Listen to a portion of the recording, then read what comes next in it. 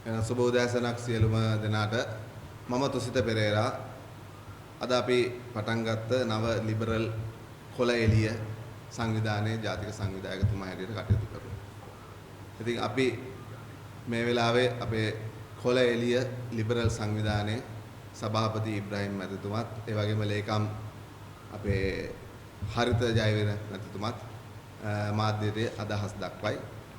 මම අද මේ කොළ එළිය ලිබරල් සංවිධානයේ ආරම්භ කිරීමේ ආරම්භක මාධ්‍ය සාකච්ඡාව හැටියට අද තමුන්වන්සලාව මේ අද හඳුන්වා දෙන්න. මොකද්ද මේ අපි බලාපොරොත්තු වෙන අපි උත්සාහ කරන අපි ගොඩනගන මොකද්ද මේ ලිබරල් සංවිධානය කියන එක සහ මේ ලිබරල් මතය ඇයි රටට ජනතාවට සහ මේ වෙලාවේ මේ අවස්ථාවේ අවශ්‍යයි. ඉතින් අපි දන්නවා මේ රටේ ඉතිහාසයේ ඉඳන්ම ලිබරල් මතය ගෙන ආපු කාල සීමාවේ අවසන් කාල සීමාව අපිට මතකයි. මේ ඊයේ පෙරද අවසාන ආණ්ඩු පෙරලියත් සමග අපිට මේ ලිබරල් මතවාදය කියන එකට යම්කිසි පහරක් හානියක් වුණයි කියලා අපිට දැනලා තියෙනවා. මේ ලිබරල් දක්ෂිණාංශික කඳවුරට වත්මන් ආණ්ඩුවෙන් අපිට පැහැදිලිව තේරුම් ගන්න පුළුවන් මේ ලිබරල් දක්ෂිණාංශික කඳවුර වෙනුවෙන් ලිබරල් දක්ෂිණාංශික කඳවුර මේ රටේ ලෝකේ මතුවලා තියෙන නව ලිබරල් ප්‍රජාතන්ත්‍රවාදී හඬට හානියක් වෙලා තියෙනවා. ඉතින් අපි ඒක පැහැදිලිව අපි දැක්කා. අපි මේ ලිබරල් මතේ නැවත මේ රට තුළ ස්ථාපිත කරන්න, මේ ලිබරල් මතේ නැවත මේ රටේ ජනතාව තුළ ඇති කරන්න, මේ ලිබරල් මතේ අත්‍යවශ්‍යතාවය රටකට අවශ්‍යතාවය සහ ඒ ලිබරල් මතේ ඉස්සරහට ගොඩනැගීම සඳහා අපි සියලුම කණ්ඩායම් හැටියට අද එකතු වෙලා තියෙනවා. අපි කොළඹ දිස්ත්‍රික්කය ඒ වගේම අනිකුත් දිස්ත්‍රික්ක 24ත් පරිපාලන දිස්ත්‍රික්ක 24ත් එකතු කරගෙන අපි සංවිධානාත්මකව මේ ලිබරල් මතය අපි රට තුළ නැවත ගොඩනගනවා. ඉතින් අපි දන්නවා මේ වෙනකොට රටේ උද්ගත වී ඇති තත්ත්වය, රටට ඇති වෙලා තියෙන බරපතල ව්‍යසනය, මේ ව්‍යසනයන් වලට සියලුම ව්‍යසනයන් හමු යාද අපි නැවත මේ රටේ ජනතාව අවදි කිරීම අත්‍යවශ්‍ය වෙලා තියෙනවා. අපි දන්නවා පහුගිය ජනාධිපතිවරණයේදී ජනාධිපතිවරයා 43ක බලයක් අරන් බලය ගත්තා. මම හිතන්නේ ඉතිහාසයේ පළවෙනි වතාවට සුළුතර ඡන්ද ප්‍රමාණයකින් පත්වෙච්ච ප්‍රථම විධායක ජනාධිපතිවරයා. ඊළඟ පාර්ලිමේන්තු මැතිවරණයේදී වුන් 50 අභිබවා ඡන්ද ප්‍රමාණයක් ගත්තා. අපිට පැහැදිලිව පෙවුණා පසුගිය පළාත් පාලන මැතිවරණයේ ඉතාමත් පසුබෑමකට ලක් වෙලා 42ක වගේ ඡන්ද ප්‍රතිශතයකින් ඡන්ද ලක්ෂ 45කට අඩු වුණා. ඉතින් අපි දන්නවා 1,71,000ක් ලියාපදිංචි ඡන්ද තියෙන ඡන්ද ප්‍රමාණයෙන් ආණ්ඩු පක්ෂයට එහෙම නැත්නම් මේ රාජ්‍ය පාලනය කරන ජනාධිපතිවරයා ඇතුළු කණ්ඩායමට ලබා ගන්න හැකි වුණේ ඡන්ද ලක්ෂ 45. ඉතින් අපි අවුරුදු 2-3කට ඉස්සෙල්ලා එතුමන්ලා කිව්වා ජන මතය ජන බලය දැන් එතුමන්ලාගෙන් ගිලිහිලා තියෙනවා. අපි පැහැදිලිව කියනවා ඒ ජන මතය ජන මතය ගිලිහෙන්න බලය ගිලිහෙන්න ප්‍රධාන හේතුව තමයි තමුන්වන්සලා මේ රටේ ඇති කරනවා කිව්වේ දේශපාලන වෙනස ඇති නොකිරීම. ඉතින් මතය ගෙනාවේ මේ රටේ දේශපාලන ක්‍රමවේදය වෙනස් කරනවා කියලා. නමුත් අද වෙනකොට කිසිම විදියකින් ඒ ක්‍රමය වෙනස් වෙලා නැහැ.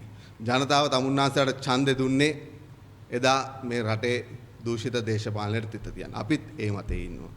ජනතාව තමුන්වන්සලාට ඡන්ද දුන්නේ මේ රටේ ක්‍රමවේදයේ යම්කිසි වෙනසක් දකින්න ඕනේ කියන මතය. නමුත් ඒ හැමදේම අවසානයේ ජනතාවට පුස්සක් බවට පත් වුණා. ඉතින් අද ජනාධිපතිවරයාත් ආණ්ඩුවත් යන්නේ කොහෙද ඉන්නේ කොහෙද කියන එක දන්නේ නැති වෙලා තිනවා. අපිට අවශ්‍ය රටට රාජ්‍ය නායකයෙක්, අපිට අවශ්‍ය රටට සේනාධි නායකයෙක්, අපිට අවශ්‍ය ජාතියට රටට නායකත්වය. නමුත් අද අපි දන්නවා අද අපිට ඉන්නේ ජනාධිපතිවරයා හැටියට මම හිතන්නේ රාජ්‍ය නායකයෙක්වත් සේනාධි නායකයෙකුත් නෙවෙයි පක්ෂ නායකයෙක් විදියට තමයි එතුමා ජනාධිපති ධූරයේ වැඩ කටයුතු කරන්නේ. ඒ රටත් ජනතාවත් ඒකෙන් සෑහෙන අනතුරකට වැටෙනවා. ඒ අනතුර අපිට දැන් පේනවා. ආර්ථිකේ කඩාම් වැටීගෙන යනවා. ඉදිරියට ආර්ථික කඩාම් වැටෙනවා. ආයෝජකේ රටින් එළියට යනවා. විදේශ ආදායම ටිකෙන් ටික අඩු වෙගෙන එනවා. සංචිත ප්‍රමාණයට මේ මාසය අවසාන වෙනකොට දැඩි බලපෑමක් වෙනවා. ඩොලර් වල මිල ඉස්සරහට ඉහළට යනවා. උද්දමනය නැවත ක්‍රමයෙන් වැඩි වේගන යන මේ හැම දෙයකටම වගකීම රජය දාන්න. මේ රජයේ ආණ්ඩුව ක්‍රියා කරන ක්‍රියාකලාපය ගැන අපි රටේ ජනතාව හැටියට බහුතර ජනතාව හැටියට බහුතර කණ්ඩායම් හැටියට සෑහීමට පත් වෙනවා. අපි නැවතත් රජයට කියනවා ඉල්ලීමකුත් කරනවා. අපි මේ ආණ්ඩු වෙනස් කිරීමේ අවශ්‍යතාවයක් අපිට නැහැ. නමුත් අපිට මේ රට ක්‍රමානුකූලව ගෙන යාම හැකියාව සහ ක්‍රමානුකූලව රට ඉදිරියට ගෙන යාම හැකියාව සහ මේ රට නැවත රටක් හැටියට ඉතුරු කර ගැනීම අවශ්‍යතාවය තියෙනවා. ඉතින් ඒ අනුව මම පැහැදිලිව කියනවා අද ආණ්ඩුවත් සියලුම දේවල් අද වෙනකොට අසමත් වෙලා තියෙනවා. මේ රටේ ප්‍රශ්න, මේ රටේ ආර්ථිකයට විසඳුම් දෙන්න, මේ රටේ සමාජීය ගැටලුවට විසඳුම් දෙන්න අද ආණ්ඩුව අසමත් වෙලා තියෙනවා. ඒක අපිට පැහැදිලිව පෙන්නලා තියෙනවා. ඒකෙන් ජනතාවගේ ප්‍රතිචාරයත් අවසන් ප්‍රතිඵලයනුත් තමුන්නාසල් දැක්කා. ඉතින් අපි පැහැදිලිව ඒ හේතුව නිසා මේ රට නැවත අගාධයකට යන්න, නැවත ආර්ථික පරිහානියකට යන්න ඉඩ දීමට නොහැකි නිසා අපි මේ ලිබරල් කඳවුර නැවත දක්ෂිණාංශ කඳවුර එකතු කිරීමේ විශාල වගකීමක් ඇතුව වෑයමක් ඇතුව මේ දිස්ත්‍රික්ක 22 තුලා බලවත් සංවිධානයක් හැටියට අද සිටන් අපි ක්‍රියාත්මක කරනවා. අපි ආරාධනා කරනවා සියලුම කණ්ඩායම් වලට.